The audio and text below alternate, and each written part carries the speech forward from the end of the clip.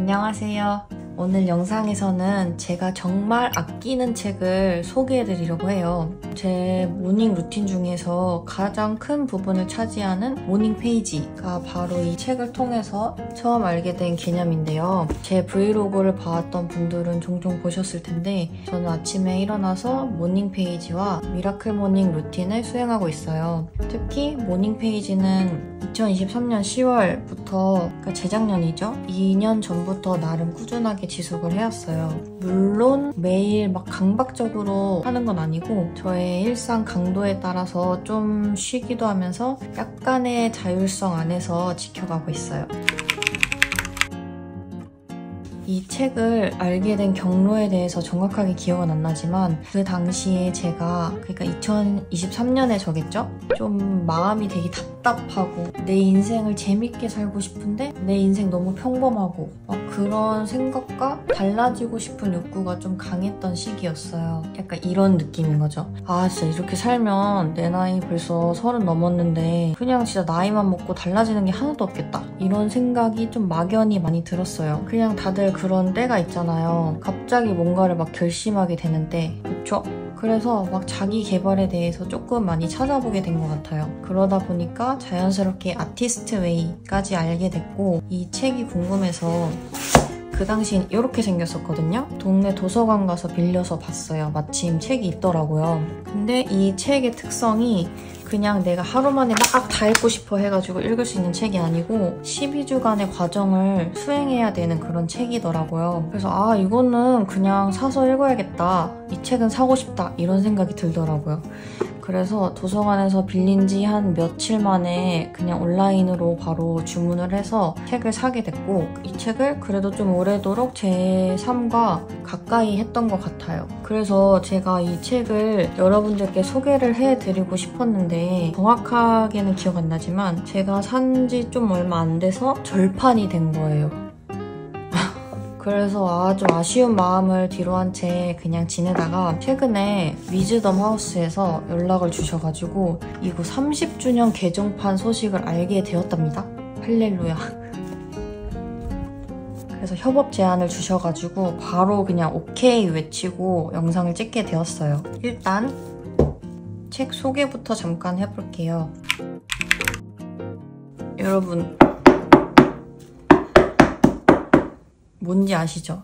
양장본으로 나왔어요. 그리고 이 디자인도 옛날 책에 비하면 다소 세련돼졌죠?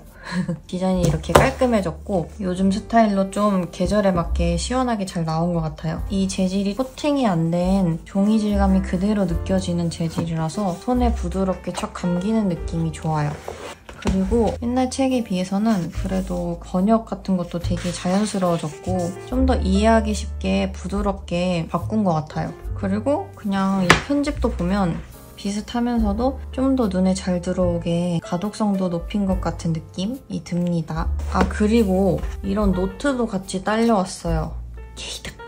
이렇게 무지로 된 노트고 아래에 보면은 매일매일 이렇게 문구가 좀 다르게 수록이 되어 있어요. 모닝 페이지를 쓰라고 이 책을 같이 증정하는 것 같은데 이런 거 좋아하시는 분들은 잘 활용해 보셔도 좋을 것 같아요.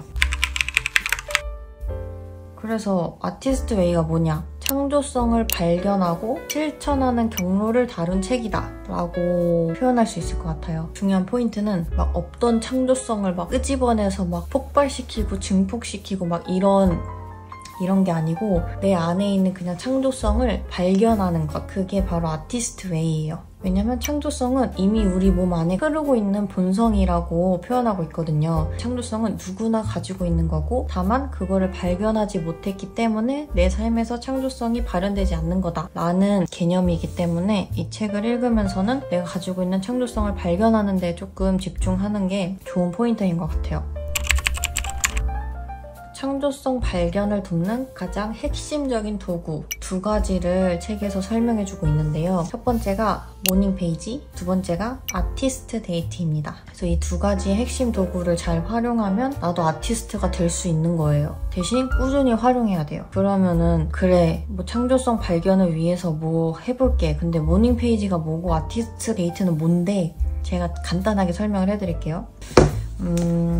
첫 번째, 모닝 페이지는 내 의식의 흐름에 따라서 3쪽 분량으로 길게 내 생각을 적는 것이에요. 이거를 두뇌 유출이라고도 표현하더라고요. 모닝 페이지를 쓰는 방법은 없어요. 그냥 쓰는 거예요. 막 아침에 일어나서 모닝페이지 노트를 펼치고 그냥 막 쏟아붓는 거예요. 대단할 거 없고 사소해도 되고 이상하거나 막 바보 같아 보여도 괜찮아요. 왜냐면 아무도 안 볼 기록이야 이건 어차피. 누구 보여주려고 쓰는 게 아니거든요. 그리고 그 쏟아낸 글들을 보면서 스스로 검열하지 않는 게 또 중요한 포인트예요. 저도 약간 다른 사람이랑 연락을 할 때 맞춤법이나 띄어쓰기 이런 거 엄청 신경 쓰는 타입이거든요. 그래서 막 헷갈리면 네이버에 막 찾아봐서 맞는 표현으로 보내고 싶고 그런 성격이에요. 근데 모닝 페이지를 쓰다가 이거 틀린 것 같아 이러면서 막 찾아보고 이러지 않아요. 초딩 일기 쓰듯이 그냥 쓰거든요. 진짜 바보같이 써요. 제가 좀 이따 몇 개는 보여드릴게요. 제가 어떤 식으로 쓰는지 보면은 여러분도 누구나 하실 수 있을 거예요.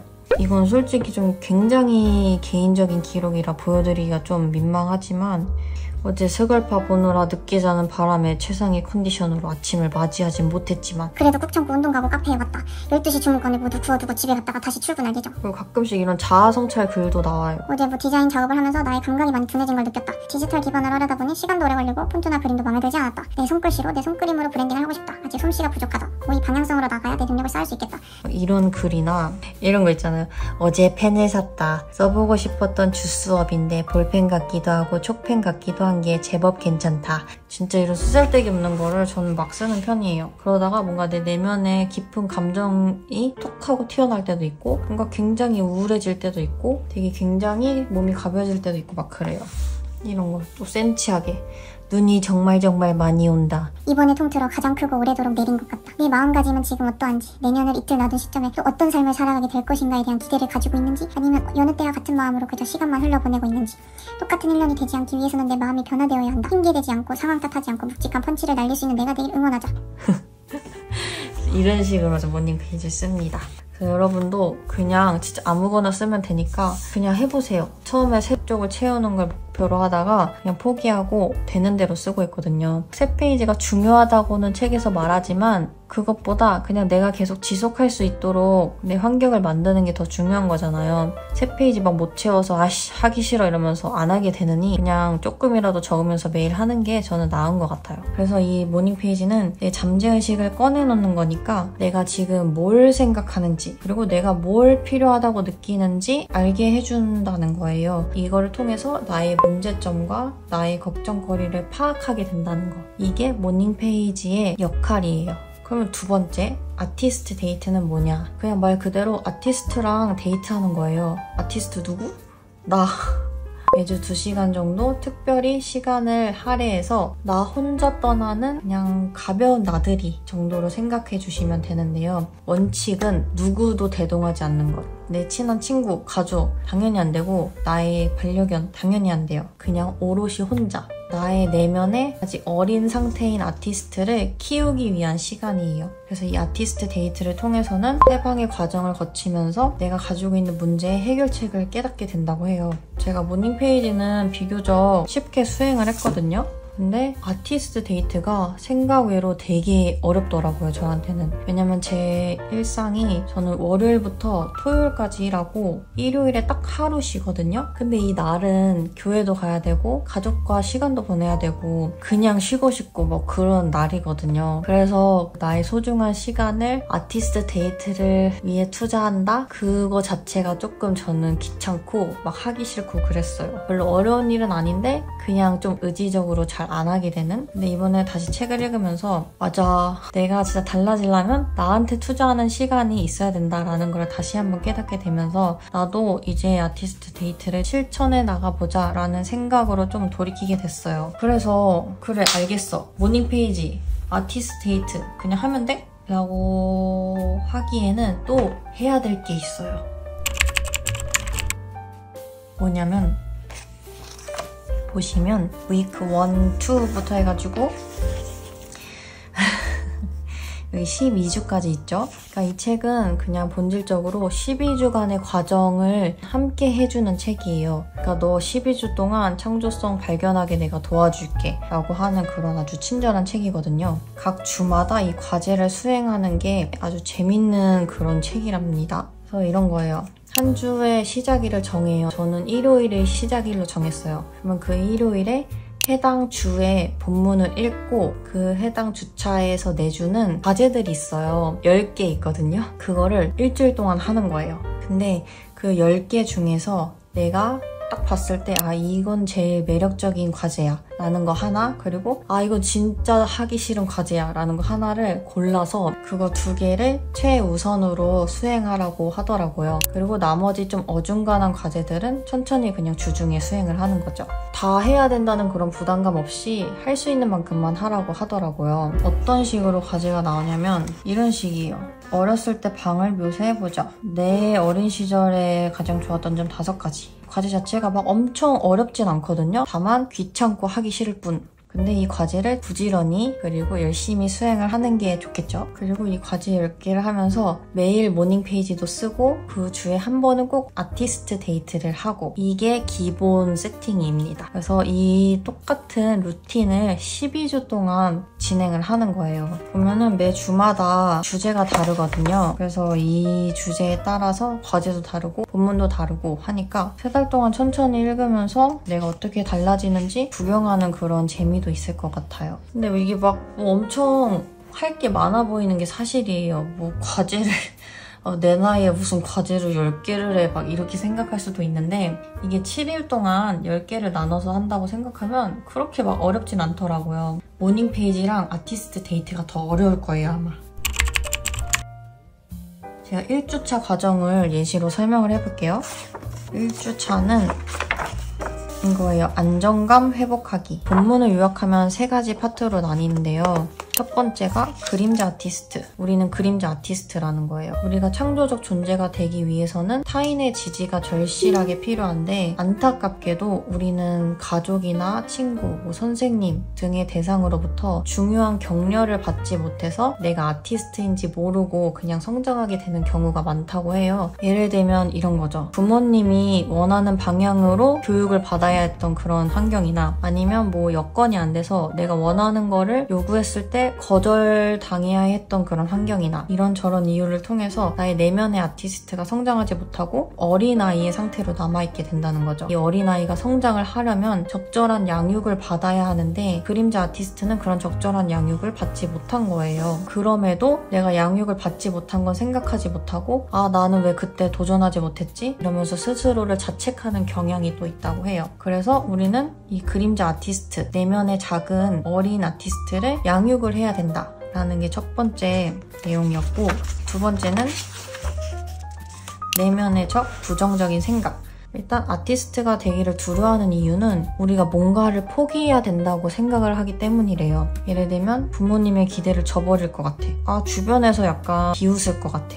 내가 아티스트가 되면 돈을 못 벌 것 같아. 시간만 쓰고 결국엔 헛수고일 것 같아. 이런 생각들. 하지만 이런 것들을 포기하지 않고도 아티스트가 될 수 있다라는 걸 알려주고 있고, 마지막 3번째는 내면의 동맹, 긍정선언의 힘인데, 긍정선언은 앞서 나왔던 부정적인 생각을 없애는 법인데, 이런 창조적 긍정선언을 통해서 나를 계속 변화시키는 거예요. 부정적인 생각, 검열하는 본능을 부신다는 거죠. 그래서 이런 내용들을 담고 있고, 내가 아직 자라지 못한 나의 어린 아티스트를 키우기 위해서 안정감을 회복하는 게 첫 번째 주의 주제예요. 그래서 과제가 이렇게 있어요. 10가지가 있는데 장황해 보이잖아요. 근데 요약하면 되게 간단한 과제들이에요. 모닝 페이지를 해보는 거, 아티스트 데이트를 하는 거, 나의 자존감을 방해하는 적 3명을 적는 거, 이런 식이에요. 그래서 저는 여기서 2개를 먼저 고르라고 했잖아요. 내가 재밌게 느껴지는 과제, 그리고 내가 진짜 하기 싫은 과제. 근데 저는 재밌게 느껴졌던 게 이거예요. 가상의 인생 5가지를 살 수 있다면 어떤 인생을 살아보고 싶은가 해서 5가지를 제가 적어봤어요. 이렇게. 그리고 이 5가지 중에 하나를 골라서 살아보래요. 근데 여기서도 저는 현실적으로 생각하게 되는 거죠. 내가 항공기 점검하고 수리하는 사람이 내가 갑자기 어떻게 돼? 그나마 가장 할 수 있는 게 베스트셀러 작가다 이렇게 생각해서 이번 주에는 뭔가 소설 같은 거를 그냥 막 써보자 이렇게 생각을 한 거죠. 그리고 제일 하기 싫었던 게 저는 사실 아티스트 데이트인데 아직 못했거든요. 그래서 오늘이나 내일 한번 수행을 해보고 이 남은 과제들을 다 해보려고 해요. 그리고 모닝 페이지 아티스트 데이트 하고 토요일에 점검을 하는 거예요. 내가 잘했는지 뭐가 부족했는지 이런 거를 보면서 스스로 생각을 해보는 거죠. 이렇게 되면 한 주간의 과정이 다 끝나요. 이거를 12번을 반복하면 된다는 거죠.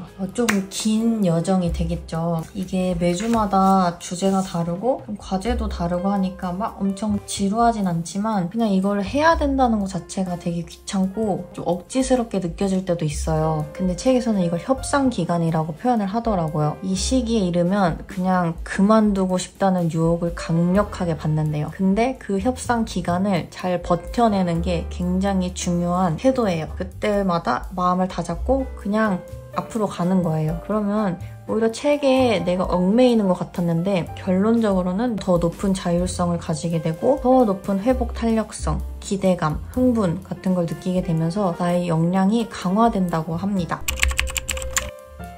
그래서 제가 이 아티스트 웨이라는 책을 통해서 뭘 얻었냐 라고 물어보신다면 솔직히 모닝 페이지를 얻었어요.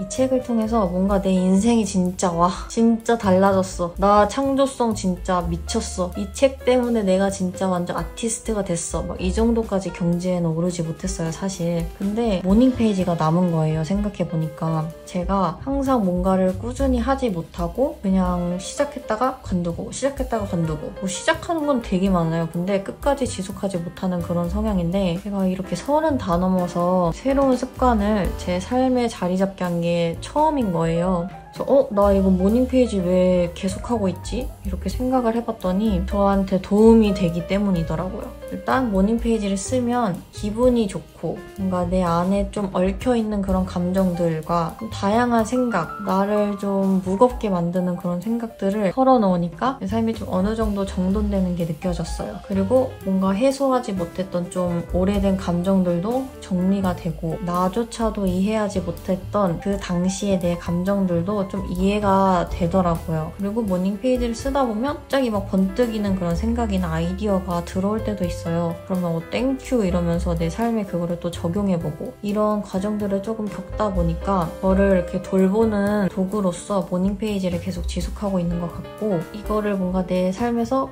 굳이 안 할 필요는 없겠다? 이런 생각이 들게 된 거죠. 그래서 여러분도 이 책을 통해서 완전 달라져야지 뭐 이런 생각으로 시작하는 것보다는 내가 어떻게 변화할 수 있을까? 내가 어떤 방향으로 갈 수 있을까? 혹은 내 삶에 어떤 것들을 적용했을 때 내 삶이 조금 더 달라질까? 한 요 정도의 기대감을 가지고 책을 읽어보시면 좋을 것 같아요.